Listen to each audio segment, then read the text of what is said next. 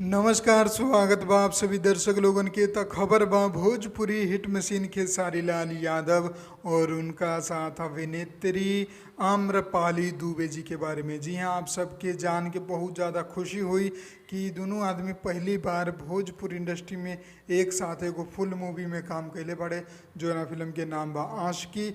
और ऊ फिल्म के रिलीज डेट आ चुकल बा। जी हाँ, फिल्म के जो निर्माता और निर्देशक यानी कि प्रदीप कुमार शर्मा और पराग पाटिल जी ई एगो अपन इंटरव्यू में खुलासा कैले बाड़े कि जैसे ये लिट्टी चोखा फिल्म रिलीज हुई दशहरा पर, और ओकरा बाद जौन बा आशिकी फिल्म के रिलीज करे के पूरा तैयारी बा। काहे से कि आशिकी फिल्म जौन बा वो आप लोगन के सिनेमा हॉल में देखे के मिल जाई सिर्फ और सिर्फ ए साल के दिवाली के शुभ अवसर पर, यानी कि दीपावली के शुभ अवसर पर सिनेमा हॉल में आप लोगन की आशिकी फिल्म देखे के मिली, जो ना में पहला बार खेसारी लाल यादव जी के साथ आम्रपाली दुबे जी बाड़ी मेन लीड रोल में, साथ में श्रुति राव भी बाड़ी और भी बहुत सारा टीम मेंबर बा जो कि आप लोगन के भरपूर सपोर्ट दी और खूब आनंद दी।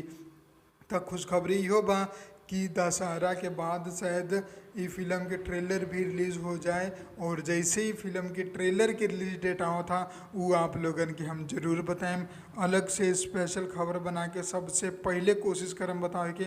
बस आप लोग चैनल के सब्सक्राइब कर ली और बेल आइकन दबा के सारा नोटिफिकेशन ऑन कर दी। मिला अगला वीडियो में, तब तक खातिर जय हिंद, जय भोजपुरी, प्रणाम।